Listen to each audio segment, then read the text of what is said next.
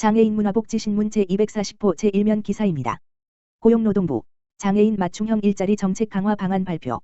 고용노동부 장관 이재갑은 5월 15일 금 제15차 일자리위원회에서 장애 유형 생애주기 등을 고려한 촘촘한 장애인 고용 서비스 지원을 주요 내용으로 하는 장애인 맞춤형 일자리 정책 강화 방안을 관계부처 합동으로 발표하였다. 이번 방안은 최근 코로나19로 인한 경기 침체 등으로 취약계층인 장애인들의 고용 불안이 우려되는 상황 속에서 장애인 고용정책 성과를 제고하기 위하여 18년기 발표하여 시행 중인 제5차 장애인 고용 촉진 및 직업재활 기본계획 18 물결표 사인 22의 정책과제를 점검하고 수요자 맞춤형으로 재설계 세분화한 추진계획을 담았으며 주요 내용은 다음과 같다. 장애 유형 및 생애주기를 고려한 맞춤형 서비스를 제공한다. 학령기에는 장애 학생 취업 지원 강화를 통해 입직 지원한다. 고등학교 장애 학생에 대한 진로 설계 컨설팅, 사회성 훈련, 부모교육 등 진로 탐색 지원 규모를 확대하고 특수학교의 진로 전담교사, 장애 학생 취업 지원관 등 진로 직업교육 전문 인력을 배치하여 진로 설계 기능을 강화하고 특수학교 전공과의 취업을 위한 특별 직무과정 시설 설치 비용, 훈련 강사 비용, 훈련 수당 등을 지원한다. 입직기에는 발달장애, 중증장애, 시각청각, 중복장애 등 장애 유형 및 정도 등을 고려한 취업 훈련 지원을 한다. 발달장애 유형에 있어서는 발달장애인 1과 3 조사를 통해 발달장애인 요구 및 실태를 파악하고 발달훈련센터 확대, 20년 전국 19개소 및 통학버스 지원을 통한 접근성 제고, 훈련 준비 과정 확대를 추진한다. 또한 지원고용사업 훈련 및 적응지도 기간 연장, 직무지도원 양성 확대를 통해 직장 적응 지원을 강화하고 발달장애인 맞춤 근로지원인을 양성한다. 중증장애 유형에는 중증장애 적합 직무 발굴, 인턴제 대상 확대 및 지원금 단가 인상을 추진하고 폴리텍 대학 연계를 통한 비장애인 통합훈련 접근성 제고, 훈련 우수 사례 발굴, 동료 지원과 상담 제공 등을 통해 중증장애인의 취업 기회를 확대한다. 또는 시각청각 및 중복장애 유형에는 시각청각 전용 훈련 과정을 확대하는 한편, 훈련 지원인 지원을 통해 보다 다양한 훈련 과정, 비전용 과정으로의 접근성을 제고하며 중복장애 등 그간 소외되었던 장애 유형들에 대한 훈련 기법 개발 및 수요 파악을 통해 시범반을 운영할 계획이다. 고용안정기에는 장애인 노동자들의 고용유지 및 직장생활 지원한다. 고용장려금 단가를 인상 별표 사인하고 보조공학기기 근로지원인 지원 물량을 확대하며 각종 인적지원제도, 근로지원인, 직무지도원, 작업지도원을 수요자 중심으로 개편한다. 아울러 소규모 장애인 고용시설 무상지원 확대 및 출퇴근 비용 지원을 통해 편의성 지원을 강화하고 중도장애인의 재취업 지원 프로그램을 신설 운영할 계획이다. 중장년기에는 장애인구 고령화에 따른 장년 장애인 지원 강화한다. 50세 이상 장년 장애인 인턴제를 신설, 20년 200명 하여 장년 장애인의 취업 기회를 확대하고 장년 장애인에게 적합한 시니어 특화 직무를 개발하여 관련 훈련 취업 서비스를 제공한다. 둘째, 장애인의 일자리를 확대한다. 의무 고용률을 단계적으로 상향하고 의무 미이행 사업장에 대해 고용 개선 계획 제출 의무화를 추진하며 공공부문 이행 지원을 강화한다. 표준 사업장의 설립 형태를 컨소시엄형, 사회적 경제기업형 등으로 다양화 및 확대하고 온라인 쇼핑 시스템 구축 등 판로 지원을 강화한다.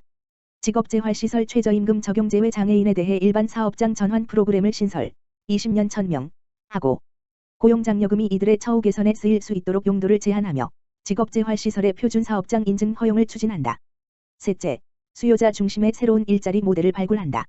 특수학교 예술체육 분야 교육과정 운영, 공연예술 등 연계고용 확대 지원, 공공일자리 문화예술 직무 시범 도입, 장애 문화예술 지원 중장기 계획 수립 등을 통해 문화예술 일자리 확대를 추진한다.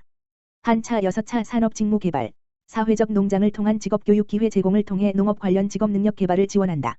넷째, 장애를 재정의하고 인프라를 확대한다. 장애 등급제 폐지에 따라 가층, 장애인 고용 서비스 다양성 검사 도구를 개발하고 틱장애 난독증 등 장애 범주 확대를 검토한다. 범부처, 고용부복지부 교육부, 통합취업지원 정보체계를 구축하고 장애인 맞춤 노무 서비스를 위한 근로자 지원센터를 신설, 20년 3개소 한다. 경기도 시각장애인 복지관, 따시락, 따뜻한 도시락, 긴급지원. 경기도 시각장애인 복지관, 관장 김진식, 이하 복지관, 은 경기사회복지공동모금회와 카카오뱅크의 후원으로 진행되는 경기도 장애인 복지관협회 코로나-19 장기화의 장애인을 위한 따뜻한 도시락 배달 따시락 로켓 배송을 지원한다. 복지관은 경기도 거주 시각장애인 중 기존 밑반찬 서비스를 지원받던 시각장애인 가정에 4월부터 6월까지 주 1회, 총 9회, 밑반찬 서비스를 지원한다. 시각장애 특성상 이동이 불편하고 적절한 식생활 유지 및 조리가 어려운 참여자들에게 밑반찬을 지원함으로 균형 있는 영양식 지원 및 안정된 생활을 도모하고자 한다. 밑반찬을 지원받은 한 시각장애인은 코로나-19로 어려운 상황 속에서도 잊지 않고 도와주시는 후원자와 복지관에 정말 감사하며 도와주시는 분들이 계셔서 어려운 상황을 잘 이겨낼 수 있을 것이라는 말씀을 전했다. 김진식 관장, 복지관 은 앞으로도 사각지대에 놓인 경기도 시각장애인의 건강한 식생활 지원 및 복지 증진을 위해 노력하겠다라고 밝혔다. 자세한 사항은 복지관 홈페이지 및 대표 전화, 지역번호 031-856-5300, 5번을 통해 문의하면 알 수 있다. 보건복지부, 중증 뚜레증 후군 환자, 장애 등록 인정. 보건복지부, 장관 박능우와 국민연금공단은 경기 양평군의 중증 뚜레증 후군 환자 A씨에 대해 일상생활 수행 능력, 질환의 특성 및 현재 상태를 종합 고려하여 정신장애인으로 심사 결정하였다. 현행 장애인 복지법령 및 관련 고시에서는 조현병 등 4개 정신질환, 조현병, F20, 조현정동장애, F25, 양극성 정동장애, F31, 재발성 우울장애, F33, 에 한해 질환의 상태 및 능력장애의 상태를 평가하여 정신장애를 인정하고 있다. 이로 인해 초등학교 6학년부터 뚜레증 후군, 스스로 조절하기 힘든 운동 및 음성틱 장애가 모두 나타나는 질환을 앓고 있었던 A씨는 일상 및 사회생활에 심각한 제약을 겪고 있음에도 불구하고 장애 인정 기준에 부합되지 않아 등록장애인으로 보호받을 수 없었다. 보건복지부와 국민연금공단은 A씨의 장애 판정을 위한 세부 규정과 절차가 미비한 상태이지만 예외적 절차를 검토하여 장애 등록을 허용하게 되었다. 먼저 국민연금공단이 신청자 가구를 직접 방문하여 장애인 서비스 지원 종합조사 도구를 활용한 일상생활 수행 능력을 평가함으로써 A씨가 일상 및 사회생활에서의 상당한 제약을 받고 있음을 확인하였다. 평가 결과를 바탕으로 장애심사 자문회의와 전문의학회 자문을 거쳐 최종적으로 장애정도 심사 규정을 적극 해석하여 장애정도 심사위원회에서 정신장애 2년 후 재심사로 심사 의결하였다.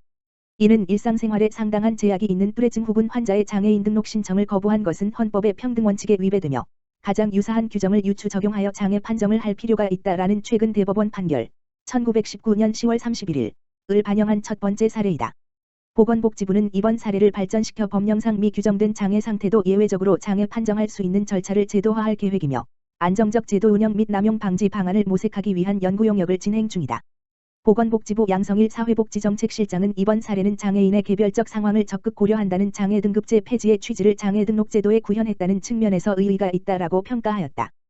또한 앞으로도 장애로 보호가 필요한 국민이 엄격한 규정으로 인해 좌절하지 않도록 적극 행정 노력과 제도 개선에 힘쓰겠다라고 전했다.